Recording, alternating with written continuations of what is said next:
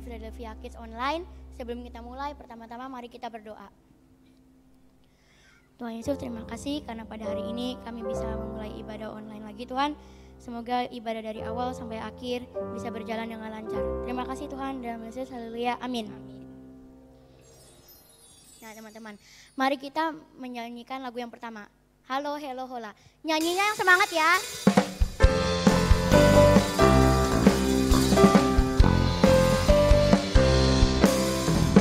Halo, halo, hello, hello, hola, hola. Apa kabarmu? Tetel, tetel, tel. Halo, halo, hello, hello, hola, hola. Apa kabarmu? Semuanya senang, semuanya suka, selalu ada Yesus.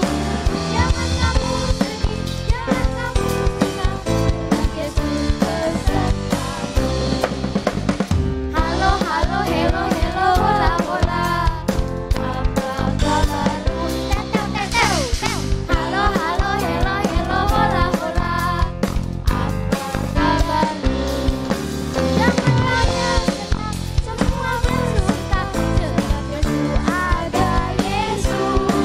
Jangan kamu sedih, jangan kamu susah, sebab Yesus besertamu. Semuanya senang, semua bersuka, sebab selalu ada Yesus. Jangan kamu sedih, jangan kamu susah, sebab Yesus besertamu.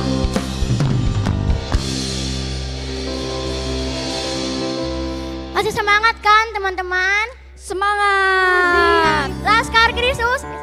Yes. Philadelphia Kids. Yes. Mari kita menyanyikan lagu yang kedua. Laskar Kristus.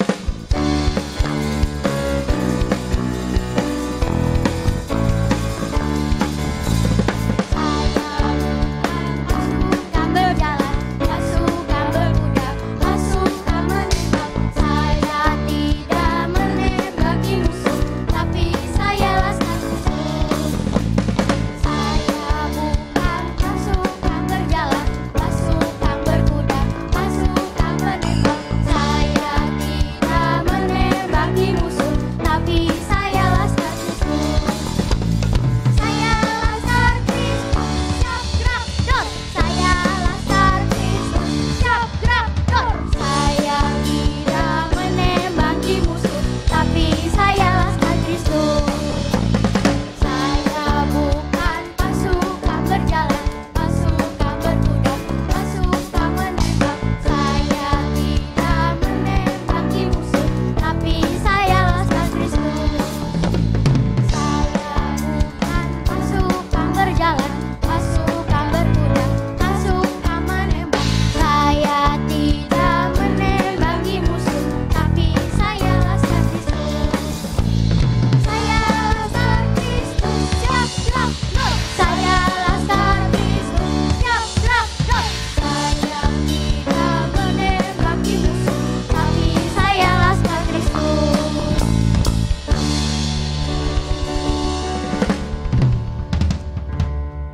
Teman-teman, sebelum firman, mari kita menyanyikan lagu yang ketiga. Ku ingin dengar cerita.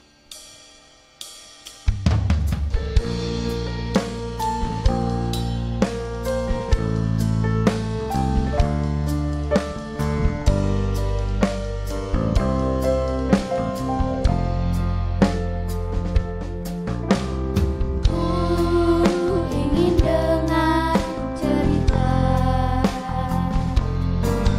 tentang perbuatan Allah.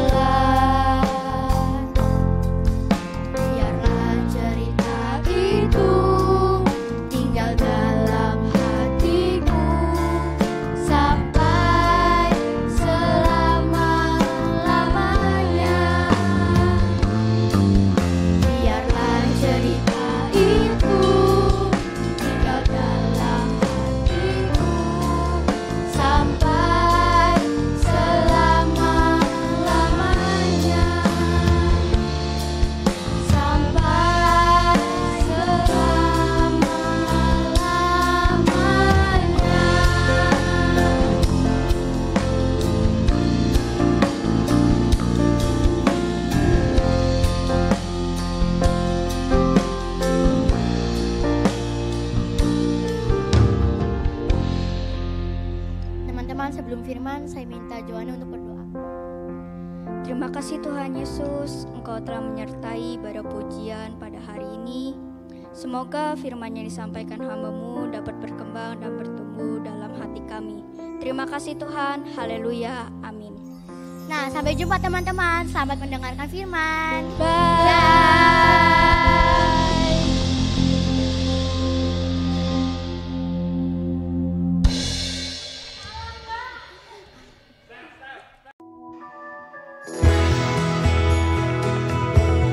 Shalom anak-anak, kita ketemu lagi pada siang hari ini dengan Tante Susana.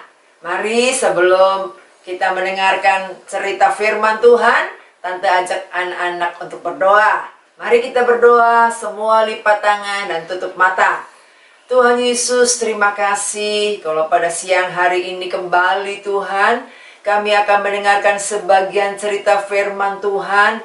Kiranya Tuhan mengurapi setiap kami, baik kami yang membawakan maupun anak-anak di rumah yang mendengarkan. Biarlah firman-Mu ini Tuhan boleh masuk, firman-Mu ini boleh termeterai dalam kehidupan anak-anak, sehingga anak boleh belajar mengerti akan firman-Mu dan menjadi pelaku firman-Mu.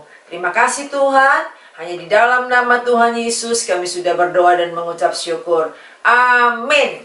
Anak-anak, pada siang hari ini kita akan mendengar cerita tentang Daud, Nabal, dan Abigail.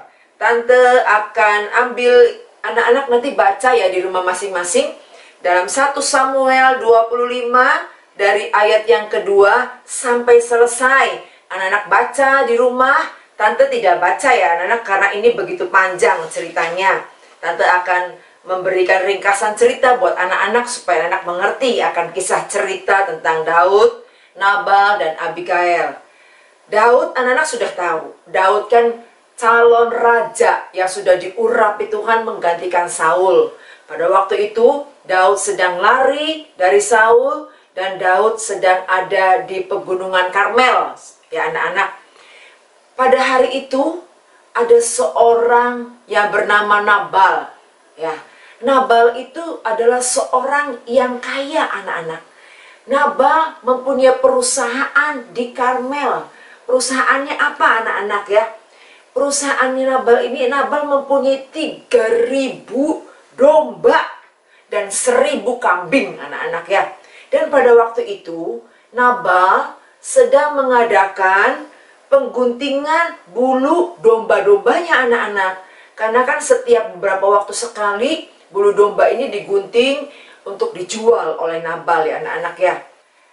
Daud waktu itu ada di pegunungan Karmel anak-anak. Dan sedang apa Daud di pegunungan Karmel? Selama Daud berlari dari Saul ada di pegunungan Karmel itu dengan pasukannya anak-anak yang jumlahnya kurang lebih 600 orang anak-anak ya.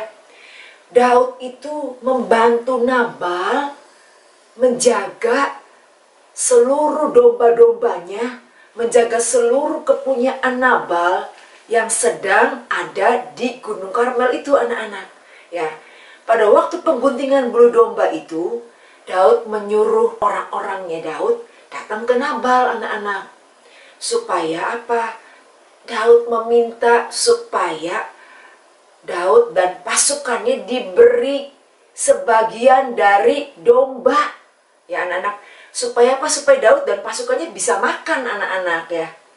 Tapi ketika Daud ini menyuruh orangnya Daud datang ke Nabal, tapi apa yang dilakukan Nabal kepada orang-orangnya Daud?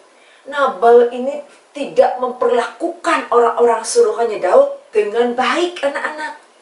Nabal ini adalah orang yang dibilangnya orang yang jahat, orang yang sombong ya, orang yang kasar anak-anak ya.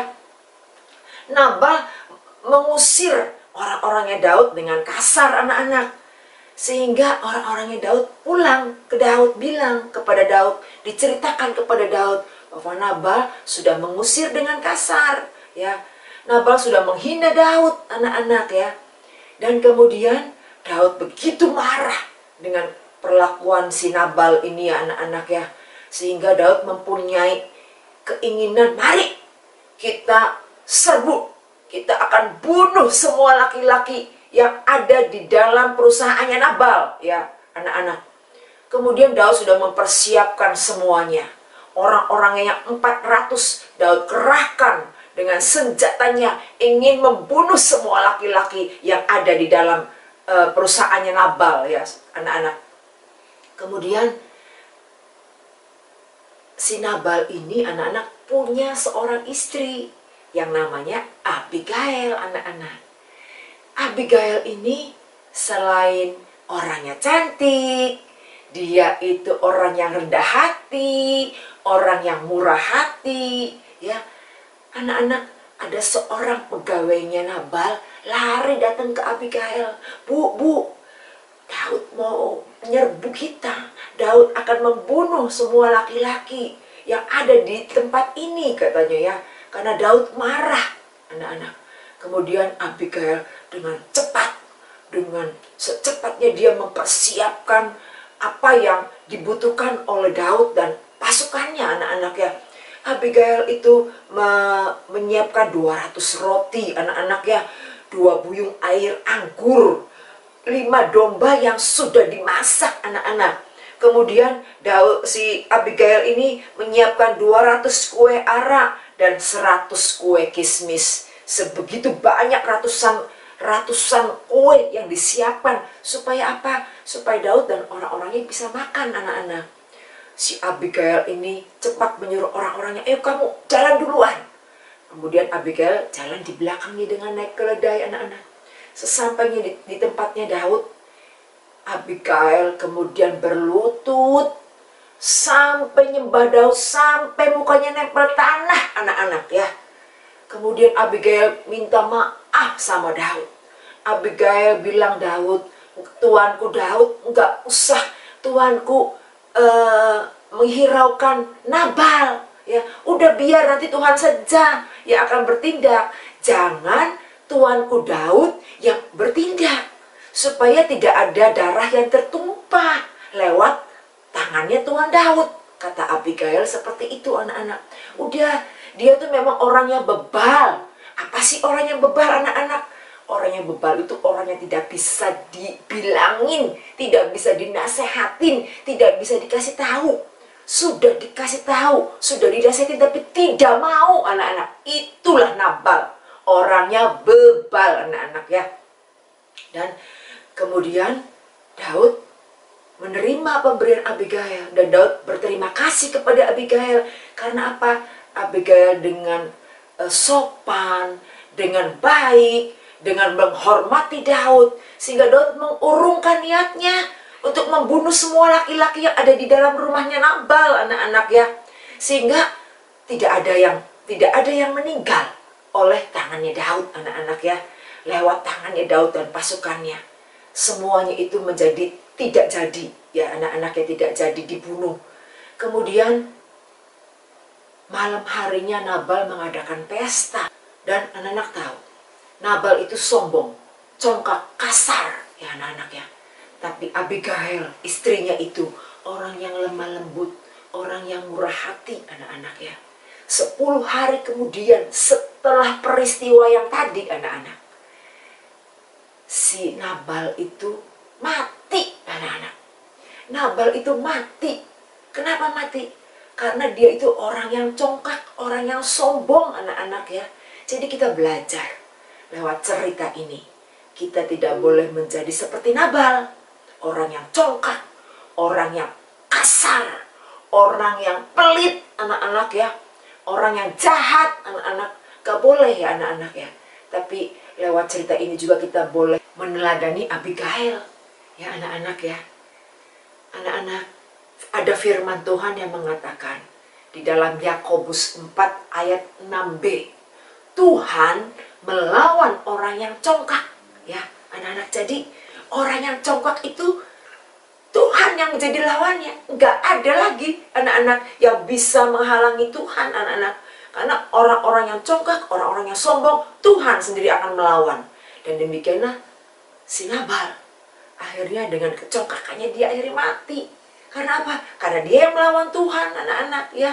Jadi anak-anak belajar untuk tidak menjadi anak-anak yang sombong, untuk tidak menjadi anak-anak yang kasar dalam berbicara, tidak menjadi anak-anak yang jahat dalam kelakuan ya anak-anak ya. Tapi kita boleh meneladani Abigail yang bermurah hati, yang baik, yang sopan, yang rendah hati ya anak-anak ya. Jadi pelajaran pada minggu siang ini, Tante sudah memberikan kepada anak-anak, kita harus meneladani seperti Abigail ya. Sekian firman Tuhan. Tuhan Yesus memberkati anak-anak ya. Mari kita akan berdoa terlebih dahulu. Tuhan Yesus, terima kasih buat firman yang sudah kami dengar pada siang hari ini. Kiranya Tuhan tolong setiap kami, anak-anak yang di rumah, biarlah Tuhan akan memberikan kemampuan kepada setiap kami, supaya kami boleh hidup menjadi anak-anak yang baik, anak-anak yang rendah hati, anak-anak yang bermurah hati, seperti Tuhan Yesus, seperti Abigail yang sudah kami dengar pada siang hari ini. Terima kasih Tuhan, biarlah kehidupan kami boleh menjadi terang dunia, kehidupan kami boleh jadi berkat, dan biar nama Tuhan yang dipuji dan dipermuliakan lewat kehidupan setiap kami anak-anak. Terima kasih Tuhan Yesus, terima kasih. Dan di dalam nama Tuhan Yesus kami sudah berdoa dan mengucap syukur. Amin. Ya. Sampai jumpa anak-anak di minggu yang akan datang. Tuhan Yesus memberkati.